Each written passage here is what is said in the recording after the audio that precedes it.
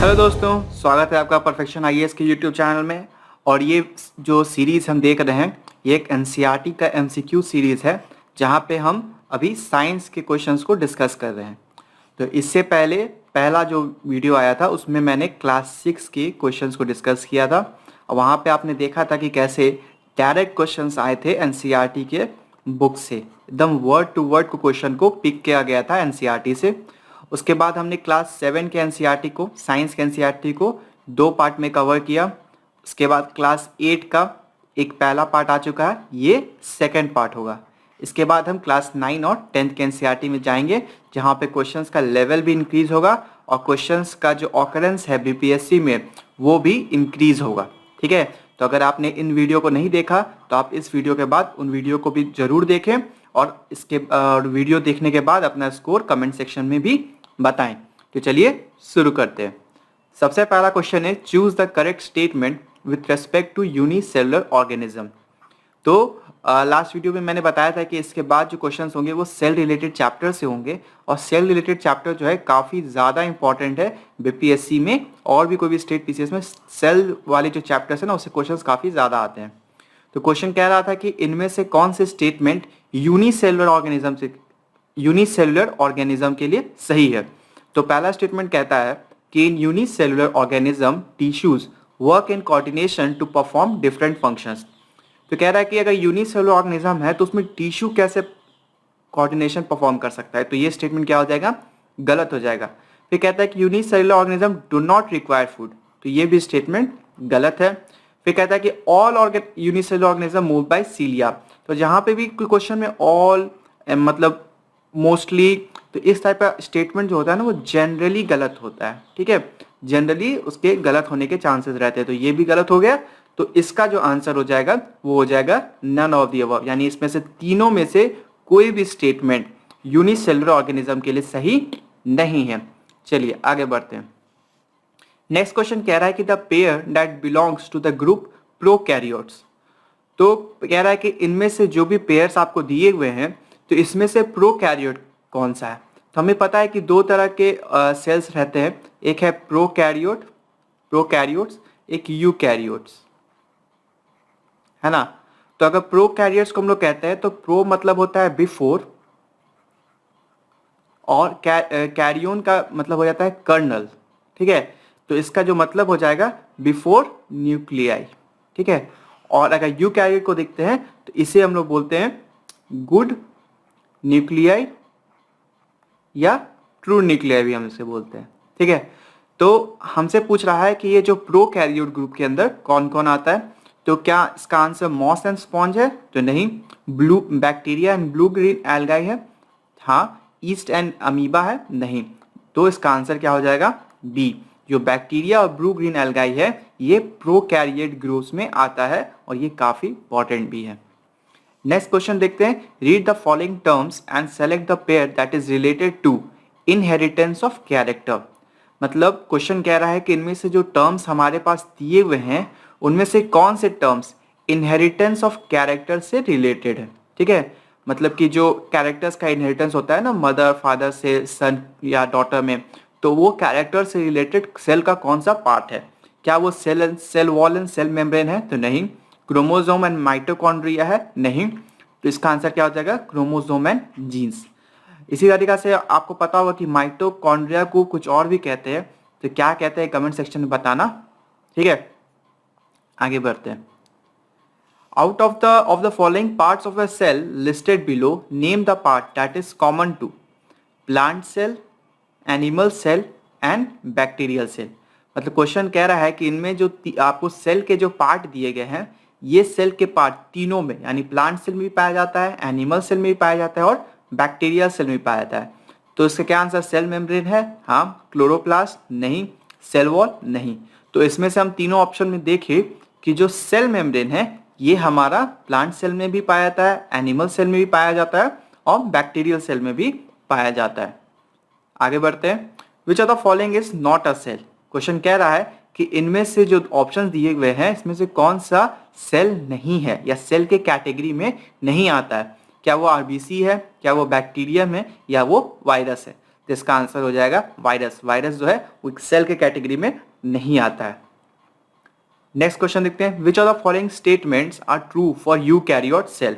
हमने आगे पढ़ा था ना प्रोकैरियोट और यूकैरियोट के बारे में देखा, तो उसी से पूछ रहा है कि इसमें से कौन सा स्टेटमेंट यूकैरियोट सेल के लिए सही है, मतलब ट्रू न्यूक्लियाई होना चाहिए। तो they do not have a nuclear membrane, नहीं, न्यूक्लियस होता है। तो they have a well organised nucleus, yes. They have a nuclear membrane, yes. तो इसका आंसर क्या हो जाएगा, मोर देन अबव।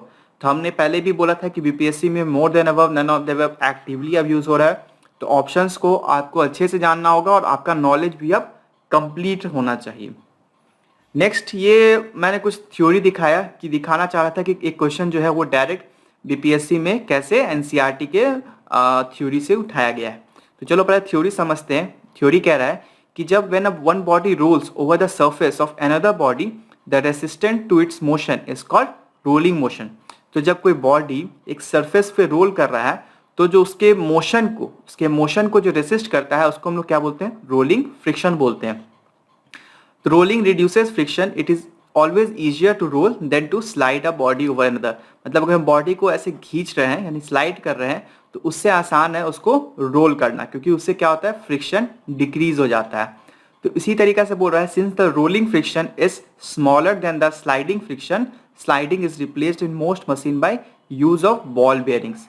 मतलब हर बॉडी में बॉल बेयरिंग्स का इस्तेमाल करते हैं, तो उससे क्या हो जाता है कि जो स्लाइडिंग फ्रिक्शन ज़्यादा था, ठीक है, तो स्लाइडिंग फ्रिक्शन जो ज़्यादा था वो रिप्लेस हो जाता है रोलिंग फ्रिक्शन से।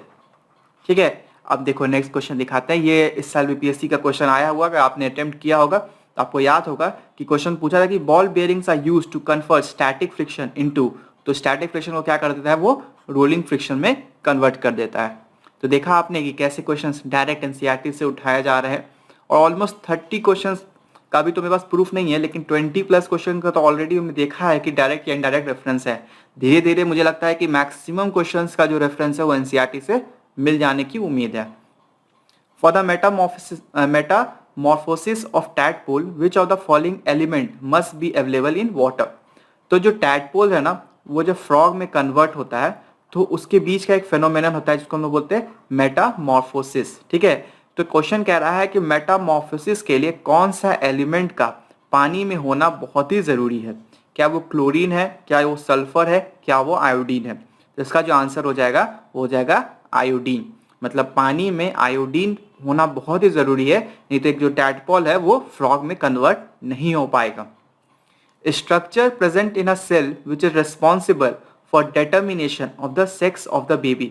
मतलब बेबी का जो सेक्स है कि वो मेल होगा या फीमेल होगा, वो सेल के किस पार्ट से डिटरमाइन होता है। क्या वो साइटोप्लाज्म से होता है, क्या वो न्यूक्लियस से होता है, या वो क्रोमोसोम से होता है। तो हमें पता है कि जो सेक्स ऑफ द बेबी जो डिटरमाइन होता है वो क्रोमोसोम से डिटरमाइन होता है। ठीक है, और क्रोमोसोम जो है ना, जब सेल डिवीजन होता है तो उसी समय क्रोमोसोम विजिबल होता है, सेल डिवीजन के टाइम।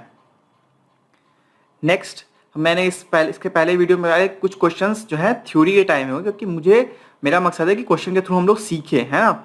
तो क्वेश्चन कह रहा है कि match the hormones given in column A. मतलब कॉलम ए में आपके पास कुछ हार्मोन्स दिए हुए हैं और बी में जो है उससे रिलेटेड डेफिशिएंसी डिजीज दिए हुए हैं। बीपीएससी में जो क्वेश्चंस हैं डेफिशिएंसी डिजीज से काफ़ी बार पूछे जा चुके हैं, तो उस वजह से ये क्वेश्चंस काफ़ी इंपॉर्टेंट हो जाते हैं। तो अगर आपको पता होगा, इजी क्वेश्चन है। थायरॉक्सिन से क्या होता है, तो हम देखते हैं गॉइटर होता है। ग्रोथ हार्मोन्स अगर सही नहीं होगा तो वो डॉफिज्म होगा, मतलब हाइट जो है वो इंक्रीज नहीं होगा। इंसुलिन जो डायबिटीज क्रिएट करता है, बीमारी करता है, और एड्रिनल हार्मोन से सॉल्ट का इम्बैलेंस हो जाता है बॉडी में। तो ये 4 हार्मोन्स रिलेटेड डिजीज के बारे में हमने पढ़ा। उसी से रिलेटेड है कि the name the hormone which would be released during the following situation. Question कह रहा है कि कौन सा हार्मोन रिलीज होगा इन चारों के प्रोसेस में। तो अगर कोई इंसान डरा हुआ है तो कौन सा हार्मोन रिलीज होगा, तो हमें पता है कि उसमें एड्रेनलिन हार्मोन रिलीज होता है। क्या होता है, एड्रेनलिन। ठीक है, अगर growth of a child to adult करना है तो ग्रोथ हार्मोन रिस्पॉन्सिबल होता है। इसी के अगर इम्बैलेंस है क्या देखे थे कि डॉफिज्म भी हो रहा था। फिर development of caterpillar to moth, जो कैटरपिलर का मॉथ में जो ट्रांसफॉर्मेशन होता है उसके लिए एक हार्मोन होता है जिसको हम लोग बोलते हैं इंसेक्ट हार्मोन।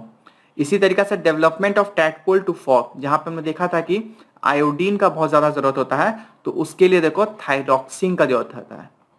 इसी तरीके से हमारे बॉडी में भी देखो कि आयोडीन का बहुत जरूरत होता है, तो थायराइड का प्रॉब्लम हो जाता है, गोइटर हो जाता है। तो यहाँ पे भी आयोडीन का जरूरत है टैडपोल को फ्रॉग में बनने के लिए। और कौन सा हार्मोन रिलीज होता है, तो हार्मोन थायरॉक्सिन है, और iodine is the chemical which is necessary, right.